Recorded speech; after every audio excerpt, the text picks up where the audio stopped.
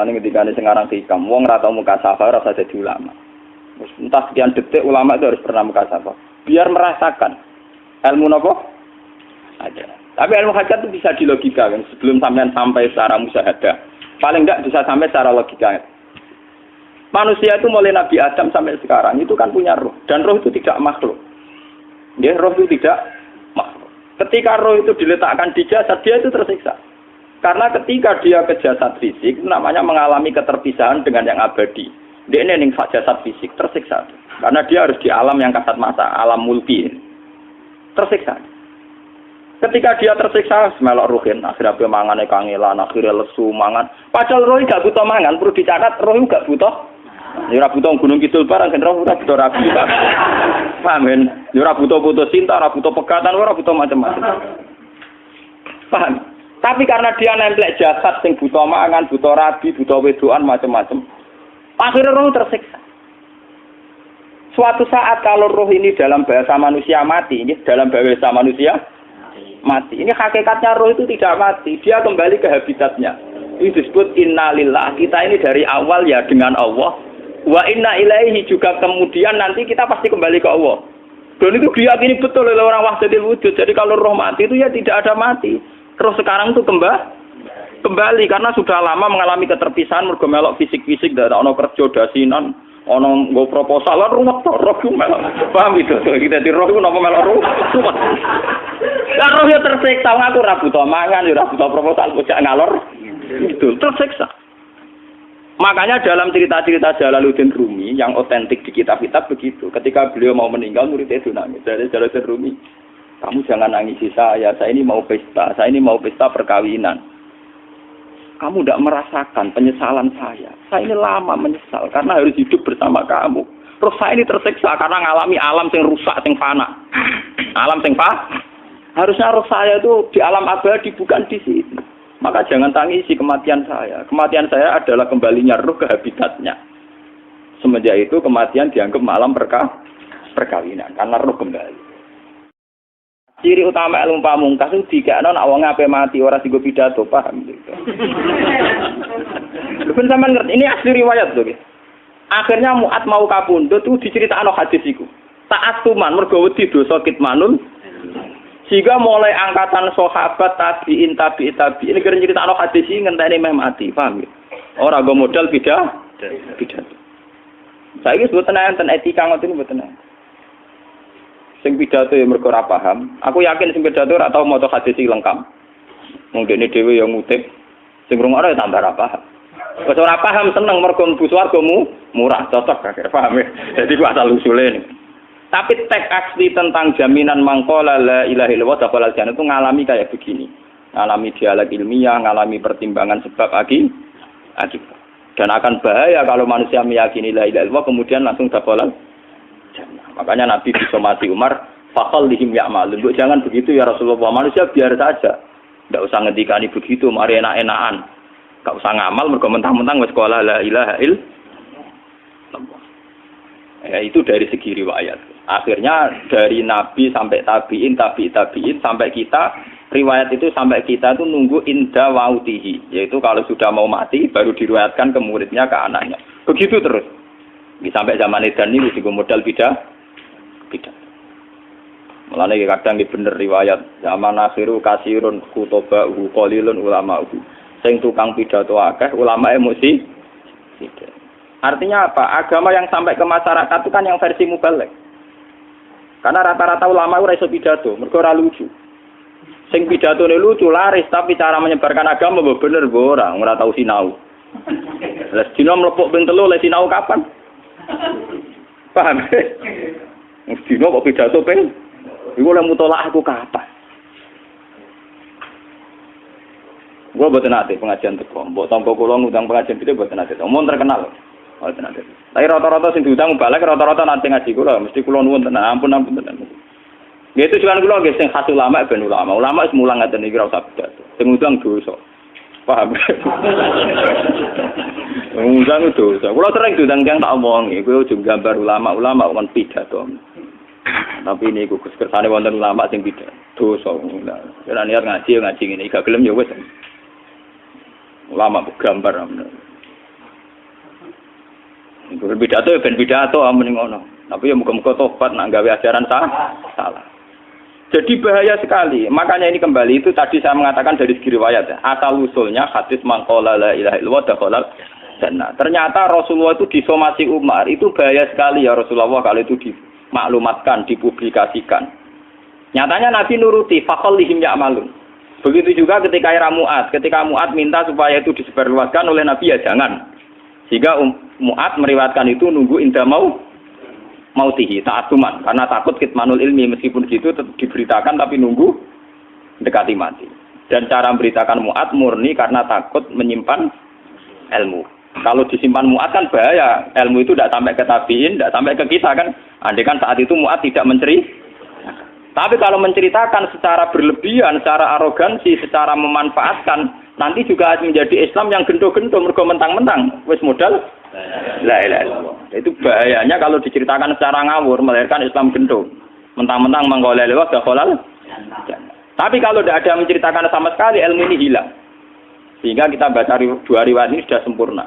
Riwayatnya tetap kita sampaikan tapi sempurna termasuk pertimbangan faqallihim ya'malu.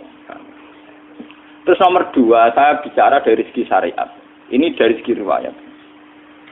Kita punya trauma, entah itu fiktif, entah nyata, entah apalah. Kita punya trauma kasus Siti Jenar.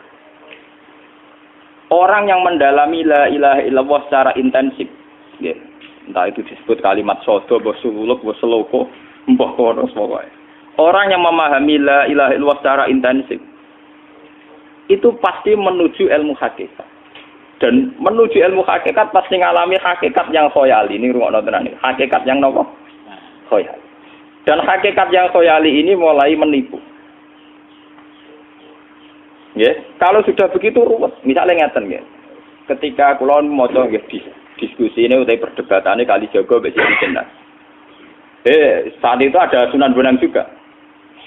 Kamu sujud pakai apa Kalijaga? Ya pakai jasad. Dari Siti Jenar, daging kamu itu hanya onggokan daging. Nanti itu jadi bangkai. Dan setelah jadi bangkai itu habis. Kamu nanti ditulis Tuhan tidak termasuk yang sujud. Kebuat yang gue sujud itu bentek. Mikir kan juga. Rugi ke sujud be badok be tangan. Jasad tem sebenarnya bentek. Orang sing cerita kowe nak sujud mergo jasad itu mau sebenarnya dadi bang.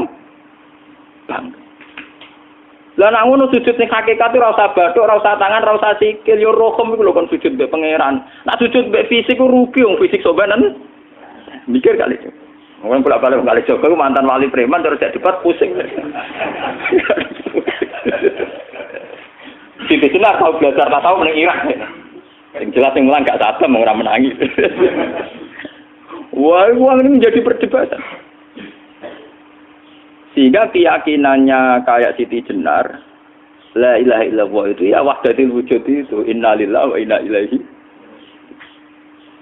Selama ini kalau orang syariat misalnya, orang syariat itu kalau ada orang mati, misalnya Kak Ruhin mati, ini aku kan muni innalillahi wa inna ilaihi raji'un, saiki Ruhin wis mate. Mate itu balik ning penge. Itu cara wong hakikat kan salah besar. Orang mati itu tidak ada, cara ilmu hakikat dan orang mati itu tidak ada. Roh ini tersiksa di alam fisik. Jadi ruh ini tersiksa di alam fisik. Karena ketemu ning jasate ruh. Tersiksa dulu. Akhire wae mangane kudu kerja piring Jepang tersiksa roh. Asal roti memang tersiksa. Misalnya kiai pemangane dadak kudu pidato 2 jam bareng tersiksa. Roh kenapa? Tersiksa. Mergo roh ora buta mangan, ora buta ngombe, tapi gara-gara melok fisik. Paham ya? Lho ini tenang ilmu ketawarai ya bener. Lah kula boten. Sampeyan bejo lho guru waras maksudnya nggih. Artinya waras secara akademik karena ada referensi, ada marojek nggih. Waras secara hakikat. Kula niku umpama rasake sampean wis ilmu hakikat. Artinya saya juga ngalami ilmu hakikat. Lan ketika sing aran hikam wong ora tau muka safar ora jadi ulama. Entah sekian detik ulama itu harus pernah muka safar. Biar merasakan ilmu nopo aja. Tapi ilmu hakikat itu bisa dilogika kan sebelum sampai secara musyahadah. Paling enggak bisa sampai secara logika. Manusia itu mulai Nabi Adam sampai sekarang itu kan punya roh dan roh itu tidak makhluk. Dia roh itu tidak makhluk. Ketika roh itu diletakkan di jasad, dia itu tersiksa. Karena ketika dia ke jasad fisik, namanya mengalami keterpisahan dengan yang abadi. Dia ini ning jasad fisik, tersiksa. Karena dia harus di alam yang kasat mata, alam mulki. Tersiksa. Ketika dia tersiksa, melok ruhin, akhirnya dia mangan kangelan, akhirnya lesu mangan. Padahal roh gak butuh mangan, perlu dicatat roh gak butuh. Ya ora butuh gunung kidul barang, kan ora butuh rapi. Paham kan? Ya ora butuh putus cinta, ora butuh pegatan, ora butuh macam-macam. Paham? Tapi karena dia nemplek jasad sing butuh mangan, butuh rabi, butuh wedoan macam-macam. Akhirnya roh tersiksa.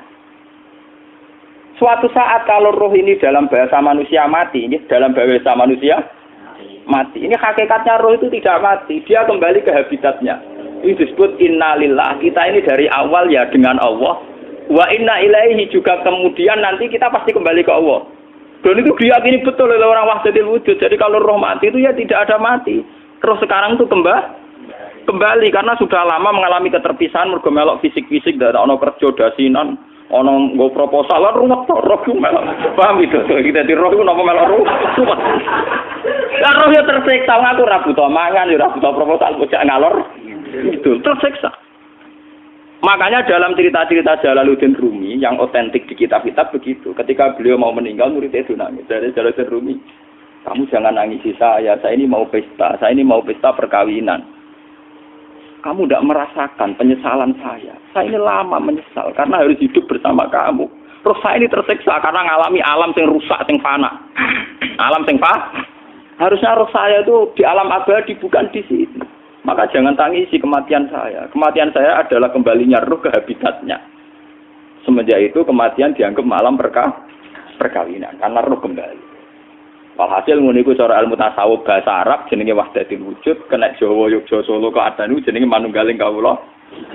Mergo sing rawan ngono rugen, Pak. Nek iki tak terangno detail.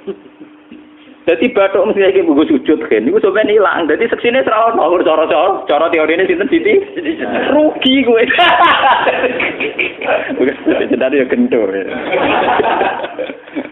Kali coba mantan preman jak debat terus ora ngono mbok terus tak pateni kowe. Lah debat ini biar iso. Premane kumat. Ya sam preman jak debat ilmi. Ngono ku model. Kali Joko yo ora salah, dhisik Sayyidina Umar nggih ngoten. Umar sahabat top, lha isih debat atau milih tak patenane ya Rasulullah. Gak iso dene ilmiah. Mantar preman pasar rukat terus jadi sahabat top. Debat yang milih mate. Ada wonten cerita wong Yahudi njaluk keputusan Nabi. Bareng wis diputusno Nabi cek mamang. Ndak tenang keputusane ngono dalam sengketa duniawi. Bariku takok ya Ali. Ya Ali, aku mau sowan ning Nabi Muhammad. Dikai keputusan tapi mamang cara kowe pilih. Sampai Ali dikai keputusan persis kanjeng Nabi. Cek mamang neh takok Umar. Takok Umar aku mau sing Muhammad, ning Ali dikai keputusan kok mamang, Mar. Cara kowe piye? Urusan dunya. Enteni iki. Entah dia melepuh buat apa? Uang diputus Nabi ora marah. Buat mati. Gawe.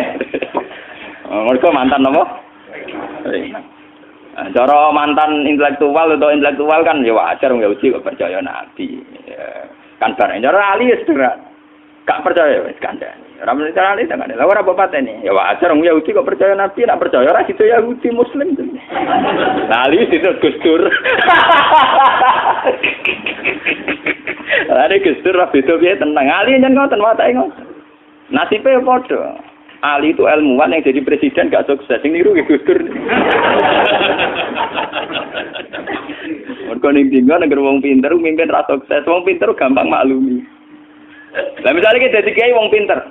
Kayak santri ini pacaran. Maksud itu jangan ada cawe itu.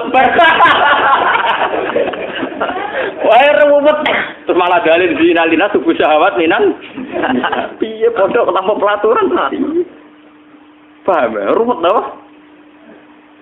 Mulane aja geman, iki kiai pinter teman-teman aja geman. Sing biasa wae ana syariate sithik-sithik. Sing kamane ana santri pacaran tersinggung, ana santri nakal tersinggung. Sing ana rasane lha donya ana napa?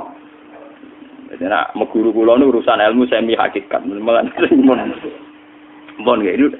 Sehingga kayak Siti Jenar, cara pandang Siti Jenar itu masuk betul ning gone pemikiran para santrinya. Kados Ki Ageng Pengging, siapa masuk betul karena masuk akal. Cara mereka apa? Betapa tidak ada artinya fisik ini. Nah, kalau semua fisik ini tidak ada artinya, kemudian yang ada artinya itu roh, perjalanan apa? Perjalanan roh, sehingga diartikan inna lillah wa inna ilaihi raji'un. Inna sholati wa nusuki wa mahyaya wa mamati ku lillah. Lah kemudian sekarang sampean tak tanya misalnya, ini latihan ilmu hakikat. Wa mahyaya lan penguripan ingsun. Kalau ingsun itu artinya fisik atau jasad, itu keliru besar karena jasad tidak pernah hidup. Yang hidup itu roh. Paham ya? Sekarang artinya wa mamati itu apa? Kematian ingsun. Kalau roh itu tidak pernah mati, berarti kematian roh adalah keterpisahan dengan yang agung atau yang abadi. Dan semuanya itu lillahi rabbil alamin. Sehingga mereka mengatakan kematian itu satu pesta. Mengenai kados Bilal ditakoi, ya Bilal, ketika murid-muridnya nangis bergape mati, Bilal ke seneng aja. Badan nalkal akhibah Muhammad dan wakisbah. Kalau nak mati malah seneng tuh ketemu kekasihku. Sebab itu kematian tidak pernah jadi problem bagi mereka sing soleh, sing menembus ilmu hakikat. Paham? Tapi ilmu hakikat kayak ini itu yang diyakini Siti Jenar, diyakini Jalaluddin Rumi, diyakini para wali-wali wahdatul wujud. Dulu Syekh Husain Sinten Al-Halal. Itu kemudian melahirkan prahara syariat. Prahara apa? Syariat. Sebab itu Wali Songo, oke Siti Jenar benar dalam filosofinya, tapi harus dibunuh. Karena menjadi prahara syariat. Sama dengan yang dikatakan Nabi itu benar, tapi menjadi prahara syariat. Akhirnya disomasi oleh Umar radhiyallahu anhu. Jadi sebetulnya sama, pola-pola ceritanya sama.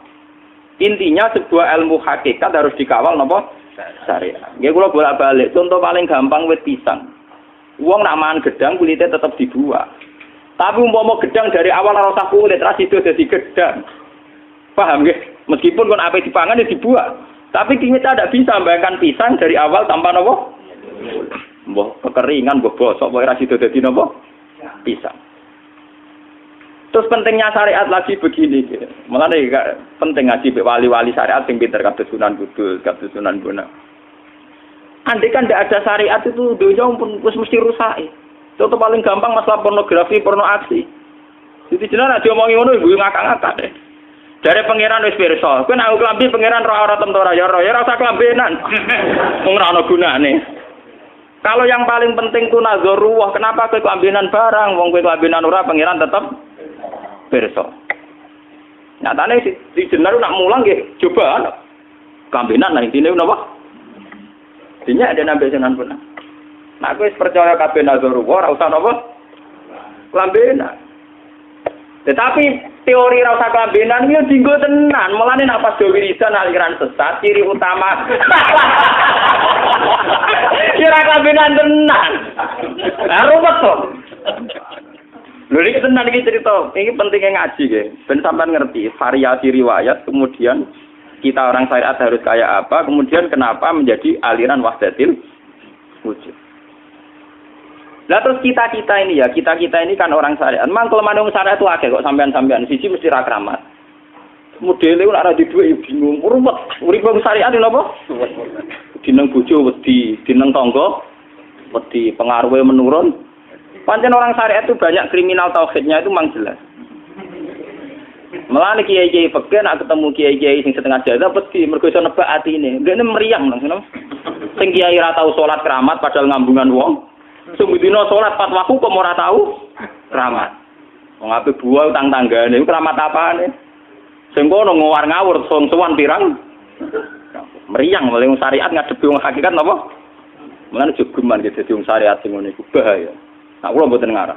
Sampai dadi wong syariat sing ra keramat. Bahaya sekali itu bagi perjalanan agama. Kalau sering ketemu kiai-kiai yang terkenal keramat di Juwaduk tiang-tiang hakikat. Ditantang kanca-kanca kula wani, nah tantang aku tetep rawani kok. Mikir deh. Karena orang yang sama-sama ke jalur hakikat tetap punya alamat, tetap wonten simahum fi wujhi min asaris sujud. Cara pandangnya mesti sama. Kalau nanti ketemu murid, ya artinya yang ikut aliran Siti Jenar, dia ada sholat, ada apa, hidup di satu tempat gitu. Padahal dia bisa baca ihya. Dulu pernah mondok di Mekah, pernah di Irak. Niku ya meresahkan para kiai. Kemudian sebagian mereka minta saya suruh ketemu. Ya walhasil kula ketemu. Ketemu pertama gitu. Jenengan Gus Ba, tapi zaman roh jenengku teu pernah tak arani muka sapa. Nggih biasa mawon. Kula ora usah kenal jenengan nggih kenal. Dadi nggih kula nggih biasa mawon. Lah niku pernah ngajar-ajaran ning. Lah Gus ning donya tak enteni mau turu ngenteni mati ngono lho Gus kok repot. Jawaban kula terus enak. Sampai jare wong hakikat wong ngenteni mati barang. Ya mati wis saiki iku.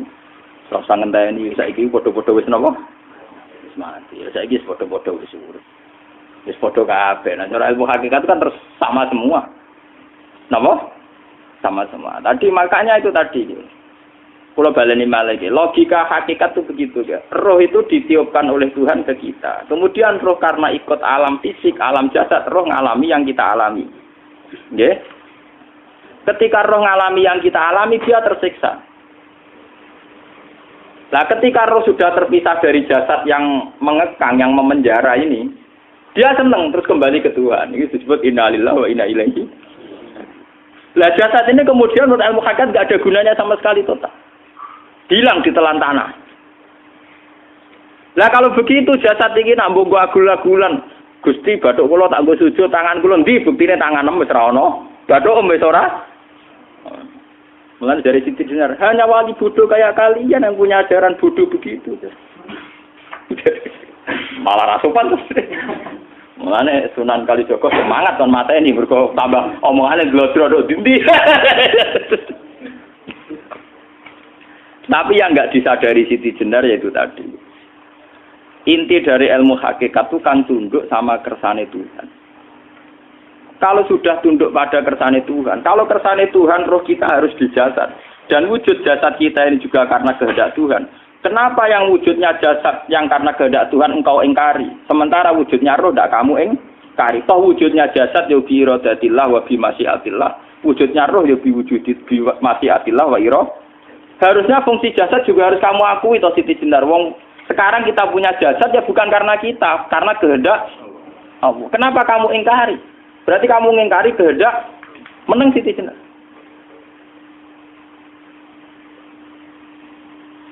Makanya hakikat yang pertama saya itu pasti khayal. Lah Siti Jenar itu hakikatnya baru yang sampai khayal itu. Jika dia tersesat. Sebetulnya kalau sudah hakikat beneran itu tidak perlu khayal begitu. Artinya tidak perlu khayal jasad kita sing senajan ora ana gunane ini. Tetap ya wae wujudnya karena kehendak Allah. Juga kita harus terima. Apapun kekurangannya, apapun kenaifannya, ironisnya harus kita terima. Ini sebagai bentuk penerimaan kita pada masyiatil. Begitu juga keadaan roh kita sebagai penerimaan atas masyiatil. Meskipun ada teori-teori roh yang lebih valid. Lebih valid misalnya begini. Kanjeng Nabi itu suatu saat ininya terputus karena perang Uhud. Itu Kanjeng Nabi dia dolanan drijine ini. Napa cara napa jari jemari ini Nabi putus. Dia dolanan. Jadi Nabi sendiri kadang sering ngajarkan ilmu hakikat. Hal lagi illa usbun udmiyat wa fi sabilillahi ma lafitu. Kowe ora trimo fisik, bentuk fisik jari jemari sing ditetir berdarah. Tapi nak kowe wis fi sabilillah ayo wis balik ning habitatem. Sehingga kenapa para sahabat itu ketika dicincang, ketika putus tangannya, putus kakinya, sahabat yang usul ke ilmu hakikat itu malah senang. Karena jasad kita ini kan ila sabilillah menuju jalan Tuhan. Sekali dia sudah terluka fisabilillah itu sudah menemukan formatnya. Cara teori Cina sudah menemukan formasinya. Paham gitu? Orang kok malah ngeluh itu berarti goblok kok ngeluh. Paham tak? Paham kenapa? Jadi makanya Nabi ngertikan ya itu sudah ketemu formatnya. Ketika rohnya para syuhada nanti kembali ke Tuhan ya ketemu formatnya lagi. Itu disebut wala taqulu lima yuqtalu fi sabilillahi. Dia tidak mati sesuai formasi awal, yaitu roh kembali ke Tuhan dan jasad ikut mengawal. Nah itu Nabi kadang ya pakai ilmu hakikat begitu. Mulane kula bolak-balik matur, kula niku nggih mulai umur 20 tahun napa pinten. Kula niku asline nggih gadah penyakit dan ekstrim penyakit saya. Sampai saat ini kula nak ngobatno ndak lebih 50% nggih karena saya tetap berpikir. Misalnya cara syariat kan berobat, tapi cara hakikat apa betul keberadaan saya di alam ini penting? Sehingga aku kepengen urip tak bela-belani nganti anda atusan juta. Jangan-jangan penting mati ikuti bang uripku. Lah nak ngono lha apa tak bela-belani? Entek atusan juta. Jadi misalnya kita berobat ya mau ya cari nabi kan berobat ya berobat. Pokoknya kita Islam nggak sini mau geruda-gerudu kadang orang paham. Sekali kamu mengamati dengan sisi hakikat, coba sekarang sampean pikir, coba sekarang nggak pakai logika hakikat, pakai logika syariat saja. Saya ini misalnya asetnya 10 juta, misalnya, saya punya aset 10 juta. Tapi misalnya aku rugi nawan atau dipengaruhi di masa depan sama nih, kalau pulau kan soalnya cara teori di masa, misalnya pulau rugi, artinya kere di duit 10 juta aset. Tujuan saya sembuh kan supaya aku iso sembuh sehat, engkau iso kerja untuk anak. Tapi karena saya sakit nanti operasi tidak 10 juta. Operasi tidak 10 juta. Wong aku repair mesti iso marisi anak. Apa meneh nak duit 10 juta tak ada gue berobat malah jelas ra iso marisi. Lah nak ngono penting matiku ya dibanding 10 juta. Karwan iso diwaris langsung. Sementara anak aku mari dibiayai 10 juta rong mesti mari 10 juta mesti entek. Artinya tidak ada jaminan kalau berobat itu secara visi ke depan lebih baik. Soalnya malah ngentekno donya, nggak jelas akibat positifnya. Misalnya tetap lumpuh, duit teori loh. Bapak artinya apa? Teori hakikat tetap lebih benar bahwa hidup itu tidak ada artinya. Semua itu tidak ada artinya. Berobat apa mbak berobat semuanya tidak ada arti. Teori loh gini. Sehingga kalau kita tengah-tengah aja tengah-tengah. Kasus kula misalnya loro nggih berobat. Gusti separuh kalau ngelakoni syariat, tapi sebagai kalau ulama kekeh, separuh kalau ngelakoni apa? Jadi kalau tetap buatan ngarah obat 100%. Tapi orang ngarah berobat, orang kalau tiang apa? Syariat. Tapi memang faktanya itu begitu. Cara Kanjeng Nabi kadang Kanjeng Nabi berobat. Kadang Kanjeng Nabi wis nikine tercincang dige guyonan. Wahal lagi illa usbuun udwiyat. Ora apa driji sing gak melok-melok. Nah, bukti bahwa jasad ini begitu tidak penting. Kayak Sayyid Hamzah. Menurut Sayyid Hamzah nganggep wahyu bentone ra karuan. Kalau teori Siti Jenar itu benar, teori Jalaluddin Rumi benar teorinya ya ora kok ra salate lho nggih, maksudnya kok nganut ra salate. Benar cara analisis roh. Ketika Sayyid Hamzah dinyatakan mati oleh manusia, oleh hukum manusia dinyatakan mati karena dia sudah tidak bergerak. Dalam teori hakikat kan rohnya Sayyid Hamzah sudah fi khawasili tuyurin khudrin. Rohnya sudah diambil Tuhan. Tidak mati, paham ya? Ketika rohnya Sayyid Hamzah sudah diambil, jasad ini sudah tidak punya rasa. Sekarang secara syariat kasat mata kita tahu, wong jasad nak diinfus, di sayat-sayat dioperasi ora kroso. Apa meneh saiki ruhe wis bisa. Lha ya jasad itu cek gampange, dioperasi dibius saja terus tidak kerasa. Apalagi rohnya sudah diambil. Nah saiki bayangkan. Ketika Sayyid Hamzah itu sudah di atas, ini kira-kira dulu wahsi rak wong bentuk. Lho wong kok baca igabus. Ketika jasad benar-benar tidak penting, kemudian jasadnya Sayyid Hamzah kan dicincang oleh wahsi. Ketika rohnya sudah diambil kan Hamzah tidak merasakan. Berarti Sayyid Hamzah guyu-guyu wahsi. Wahsi cek bentuk nih gabus dicincang. Paham ya? Lho niki tenan. Artinya ketika pandangan manusia iba kepada Sayyid Hamzah karena dicincang, dimutilasi oleh wahsi. Wahsi tidak mengalami Pak Sinter, Sayyid Hamzah tidak mengalami apa-apa karena rohnya sudah bersama Tuhan. Dan iso wae Sayyid Hamzah malah guyu-guyu wahsi. Cek goblok gabus kok dicincang. Lah nak ngono rak mirip, makanya dalam hal ini itu dalam teori roh itu sebetulnya Siti Jenar tidak sesat dalam teori roh. Tapi jangan katakan itu penemuannya Siti Jenar. Siti Jenar itu terlambat. Sebelum itu ada Husain Al-Khallas, sebelum itu ada Jalaluddin Rumi, sebelum itu juga ada sahabat, ada nabi. Cuma cara aplikasinya Siti Jenar melenceng. Jadi jangan katakan kok tak kampus-kampus, itu pendapat Siti Jenar itu malah goblok meneng. Siti Jenar itu wis anut, paham nggih maksud apa? Wis anut. Nah, teori yang sama terjadi pada Yesus Kristus. Ketika Yesus misalnya secara lahir dicincang, dimutilasi, diapakan oleh orang Yahudi. Sebetulnya rohnya dia sudah bersama Tuhan, kembali ke Tuhan Bapa, nah cara Kristen. Nah cara Islam ya balik ning pangeran. Andaikan itu iya, itu ya tidak ada masalah karena hakikatnya dia tidak dicincang, tidak dibu. Adekan iya lah, tentu menurut Islam yang dibunuh Yudas atau siapa itu yang masuk bialah. Tapi sama sebetulnya teorinya sama. Kalaupun ya ada masalah. Oke, kalau misalnya Nabi Isa karena ada kontroversi menyangkut dia atau Yudas. Sekarang yang Zakaria dan ya Zakaria Yahya itu dicincang betul oleh orang Yahudi, matinya dimutilasi. Tapi dia tidak apa-apa. Karena ketika beliau dicincang, rohnya sudah diambil. Ini rumah tenan kan. Ben kira untuk kendel mati paham kan ya. Dadi maksudnya niku kula ajari nak mati itu tidak problem nggih. Niki kalau urip wedi lho. Nah ini ben sampean paham nggih. Kaitan la ilaha illallah ini nanti semuanya sama kaitan sama apa? La ilaha illallah. Ini nanti ujungnya sama dengan la ilaha illallah. Begitu juga seterusnya. Misalnya Yahya kalian sinten? Zakaria. Ketika Tuhan ditanya, jadi tenggene alam malakut pengiran ditakok, ya Allah, Yahya dan Zakaria itu kan hamba pilihan engkau. Ketika dicincang kok jenengan biarkan. Endi Yahya Zakaria dicincang? Aku iku ora goblok dari pengiran. Sedurunge dekne dicincang jasate ruhe tak jupuk. Dadi dekne ora krasa blas. Begitu juga yang tafsir-tafsir sampean lihat wa Maryama. Sayyidah Maryam yang istrinya Fir'aun. Itu kan dia iman sama Nabi Musa Asiyah. Asiyah imro'ati napa? Fir'aun. Asiyah imro'ati Fir'aun. Ya. Itu kan dihukum oleh Fir'aun. Ketika mau ditumpaki napa? Batu besar. Iku Allah ketika di pangeran. Ya malaikal mauti. Cepat ambil rohnya. Sebelum dihunjami batu besar. Terus rohnya diambil. Sebab itu dalam hukum Tuhan, Tuhan itu tidak merasa bahwa Tuhan membiarkan Asiyah, membiarkan Hamzah, membiarkan Yahya, membiarkan Zakaria. Dalam hukum Tuhan, semua orang ini roh-roh terhormat. Akhirnya nak nganggo teori iki sing nyincang malah goblok wong gabus goblok cincang ngono lho. Nak nganggo teori iki malah berbalik, sing goblok sing nyincang. Paham?